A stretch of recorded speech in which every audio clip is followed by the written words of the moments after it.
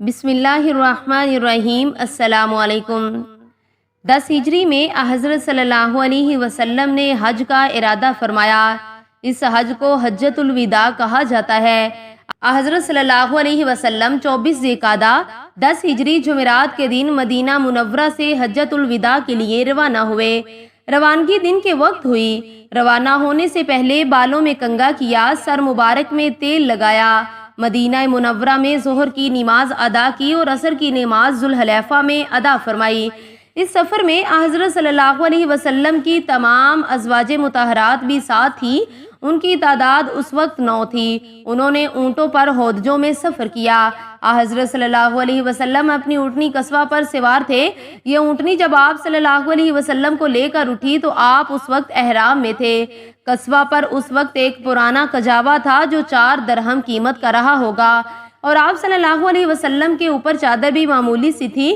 اس وقت آپ صلی اللہ علیہ وسلم یہ دعا پڑھ رہے تھے: اے اللہ، اس حج کو مقبول بنا دے اور ایسا بنا دے جس میں نہ تو ریاکاری اور دھوکہ ہو اور نہ دکھاوا اور ظاہرداری ہو۔ سفر کے دوران حضرت جبرائیل علیہ السلام حاضر ہوئے۔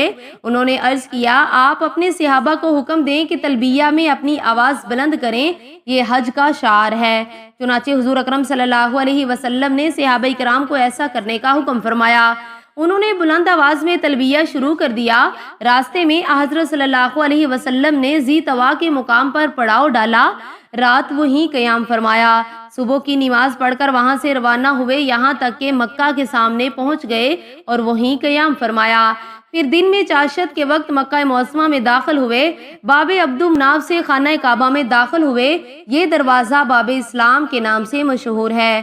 بیت اللہ پر نظر پڑتے ہی آپ صلی اللہ علیہ وسلم نے ان الفاظ میں دعا فرمائی: اے اللہ، تو خود سلامتی والا ہے اور تیری ہی طرف سے سلامتی آتی ہے، پس اے ہمارے پروردگار، تو ہمیں سلامتی کے ساتھ زندہ رکھ اور اس گھر کی عزت اور دبدبا میں اضافہ ہی اضافہ فرما۔ پھر بیت اللہ کے گرد طواف کیا، 7 چکر لگائے۔ طواف کی ابتدا آپ صلی اللہ علیہ وسلم نے حجر اسود سے کی۔ پہلے اس کے پاس گئے، اس کو چھوا۔ اس وقت آپ صلی اللہ علیہ وسلم کی آنکھوں میں آنسو آ گئے۔ طواف کے پہلے 3 چکروں میں رمل فرمایا، یعنی سینہ تان کر تیز رفتار سے چکر لگائے۔ باقی 4 چکروں میں معمولی رفتار سے لگائے۔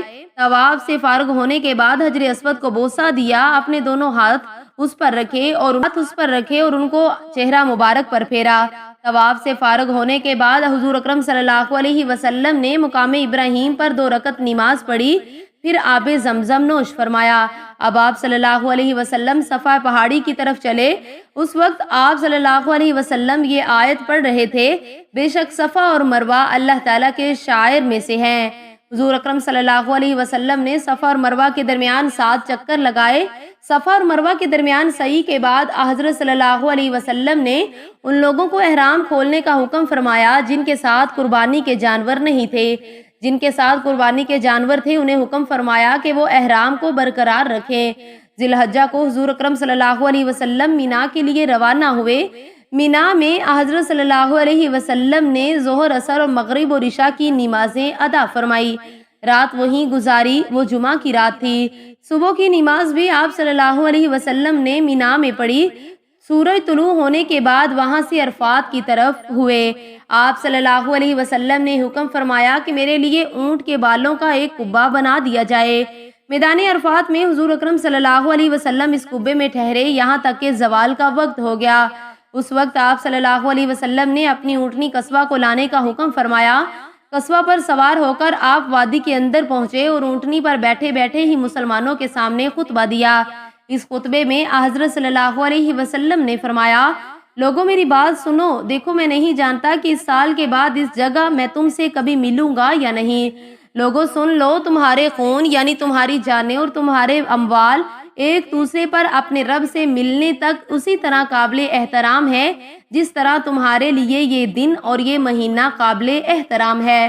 دیکھو تم عنقریب اپنے رب سے ملو گے، وہ تم سے تمہارے اعمال کے متعلق سوال کرے گا اور میں تمام احکام تمہیں پہنچا چکا ہوں۔ پس جس کے پاس یہ امانت ہو اسے چاہیے کہ وہ اس امانت کو مانگنے پر اسی شخص کے حوالے کر دے جس نے امانت دار سمجھ کر امانت رکھوائی تھی۔ دیکھو ہر قسم کا سود ساقط کر دیا گیا، البتہ تمہارا اصل مال تمہارے لیے حلال ہے۔ نہ تم زیادتی کرو گے اور نہ تمہارے ساتھ زیادتی کی جائے گی۔ اللہ تعالیٰ نے فیصلہ کر دیا ہے کہ اب کوئی سود جائز نہیں اور عباس بن عبد المطلب کا سارا سود ساقط کر دیا گیا۔ لوگوں غور سے سنو، شیطان اس بات سے مایوس ہو چکا ہے، اب اس سرزمین میں کبھی اس کی عبادت کی جائے گی، لیکن اگر اس کی اطاعت کرو گے تو وہ تمہارے ان گناہوں سے جنہیں تم معمولی سمجھتے ہو راضی ہو جائے گا۔ اس لیے تم لوگ دین کے معاملے میں شیطان سے بچتے اور ڈرتے رہو۔ لوگوں غور سے سنو، تمہاری عورتوں پر تمہارا حق ہے اور تم پر ان عورتوں کا حق ہے۔ عورتوں کے ساتھ حسن سلوک اور بھلائی کرتے رہو، کیونکہ وہ تمہارے پاس قیدیوں کی طرح ہیں، تم نے انہیں اللہ کی امانت کے طور پر حاصل کیا ہے۔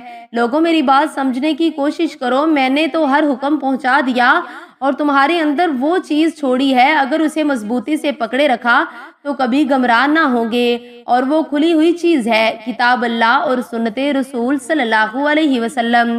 لوگوں میری بات سن کر غور کرو، خوب سمجھ لو کہ ہر مسلمان دوسرے مسلمان کا بھائی ہے اور تمام مسلمان بھائی بھائی ہیں، لہٰذا کسی بھی آدمی کے لیے اپنے بھائی کی کوئی چیز حلال نہیں، ہاں اس وقت جب وہ دل کی خوشی سے کوئی چیز خود دے دے۔ بس تم لوگ اپنے آپ پر کسی بھی حالت میں ظلم مت کرنا۔ لوگوں بتاؤ، میں نے تبلیغ کا حق ادا کر دیا؟ لوگوں نے جواب میں کہا، یقیناً یقیناً۔ اس پر آپ صلی اللہ علیہ وسلم نے آسمان کی طرف رخ کیا اور شہادت کی انگلی اٹھا کر فرمایا، اللہم شہد اللہم شہد اللہم شہد، اے اللہ آپ گواہ رہیے، اے اللہ آپ گواہ رہیے، اے اللہ آپ گواہ رہیے۔ خطبے سے فارغ ہو کر حضرت صلی اللہ علیہ وسلم نے حضرت بلال کو اذان کا حکم دیا۔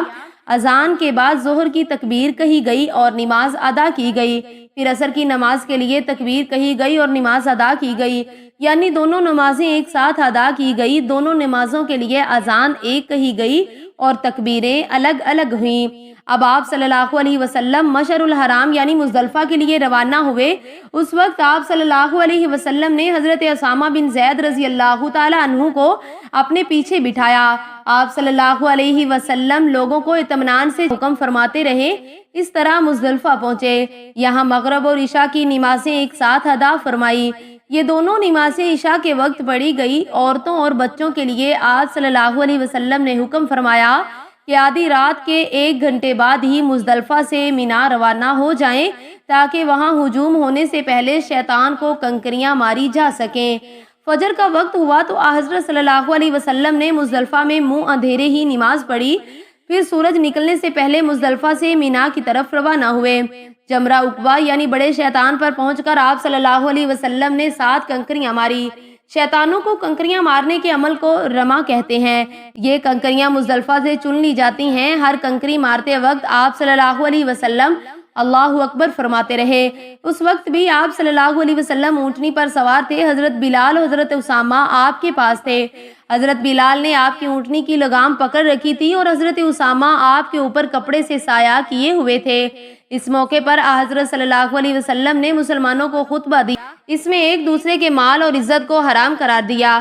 آپ صلی اللہ علیہ وسلم نے ذوالحجہ کی 10ویں تاریخ کو حرمت کا دن قرار دیا اور فرمایا، اے لوگو، تمہارا خون، تمہارا مال، تمہاری اموس تمہارے درمیان ایک دوسرے پر اسی طرح حرام ہے جس طرح یہ دن تمہارے لیے حرمت کا دن ہے، جس طرح اس شہر کی حرمت ہے اور جس طرح اس مہینے کی حرمت ہے۔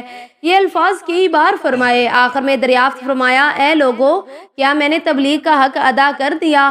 لوگوں نے اقرار کیا۔ پھر آپ صلی اللہ علیہ وسلم نے فرمایا، اب تم میں سے جو موجود ہیں وہ غائب تک یہ تبلیغ پہنچا دیں۔ میرے بعد تم کفر کی تاریکیوں میں لوٹ نہ جانا کہ آپس میں ایک دوسرے کی گردنیں مارنے لگو۔ حضور اکرم صلی اللہ علیہ وسلم نے لوگوں سے یہ بھی فرمایا کہ وہ مجھ سے حج کے مناسک سیکھ لو، کیونکہ ممکن ہے اس سال کے بعد مجھے حج کا موقع نہ ملے۔ اس کے بعد آپ صلی اللہ علیہ وسلم مینا میں قربانی کی جگہ تشریف لائے اور 63 اونٹ قربان کیے۔ یہ سب جانور آپ صلی اللہ علیہ وسلم مدینہ منورہ ہی سے لائے تھے اور اپنے دستے مبارک سے ذبح فرمائے، گویا اپنی عمر کے ہر سال کے بدلے ایک جانور قربان فرمایا۔ قربانی کے گوشت میں سے آپ صلی اللہ علیہ وسلم سے قربانی کے آپ نے تناول فرمایا۔ باقی اونٹوں کو ذبح کرنے کے لیے آپ صلی اللہ علیہ وسلم نے حضرت علی کو حکم فرمایا۔ کل 100 اونٹ تھے، اس طرح 37 اونٹ حضرت علی نے ذبح کیے۔ حضور اکرم صلی اللہ علیہ وسلم نے ان جانوروں کا گوشت اور دوسری چیزیں لوگوں میں تقسیم کرنے کا حکم فرمایا۔ قربانی سے فارغ ہونے کے بعد آپ صلی اللہ علیہ وسلم نے سر منڈوایا۔ سر مبارک کے بال صحابہ کرام میں تقسیم کیے۔ اس وقت حضور اکرم صلی اللہ علیہ وسلم نے یہ دعا کی، اے اللہ سر منڈوانے والوں کی مغفرت فرما۔ سر منڈوانے کے بعد حضور اکرم صلی اللہ علیہ وسلم کو حضرت عائشہ صدیقہ رضی اللہ تعالی عنہا نے خوشبو لگائی۔ اب حضور اکرم صلی اللہ علیہ وسلم مکہ جانے کے لیے سواری پر تشریف فرما ہوئے۔ مکہ پہنچ کر ظہر سے پہلے طواف کیا۔ یہ طواف افاضہ تھا جو حج میں فرض ہے، اس کے بغیر حج نہیں ہوتا۔ پھر حضور اکرم صلی اللہ علیہ وسلم نے زمزم کے کنویں سے زمزم نوش فرمایا، کچھ پانی اپنے سر مبارک پر بھی چھڑکا۔ پھر آپ صلی اللہ علیہ وسلم مینا واپس تشریف لے گئے، وہیں ظہر کی نماز ادا کی۔ آپ صلی اللہ علیہ وسلم مینا میں 3 دن ٹھہرے۔ 3 دن تک شیطانوں کو کنکریاں ماری، ہر شیطان کو 7 کنکریاں ماری۔ مینا کے قیام کے بعد حضور اکرم صلی اللہ علیہ وسلم مکہ تشریف لائے اور صحابہ کو حکم فرمایا، لوگوں اپنے وطن لوٹنے سے پہلے بیت اللہ کا طواف کر لو۔ اسے طواف وداع کہتے ہیں، یعنی رخصت ہوتے وقت کا طواف، اور یہ ہر حاجی پر واجب ہے۔ اگر ویڈیو اچھی لگی ہے تو ویڈیو کو لائک ضرور کریں، اور ایسی مزید اسلامک ویڈیوز کے لیے ہمارے چینل کو سبسکرائب ضرور کریں۔ وعلیکم السلام ورحمۃ اللہ وبرکاتہ۔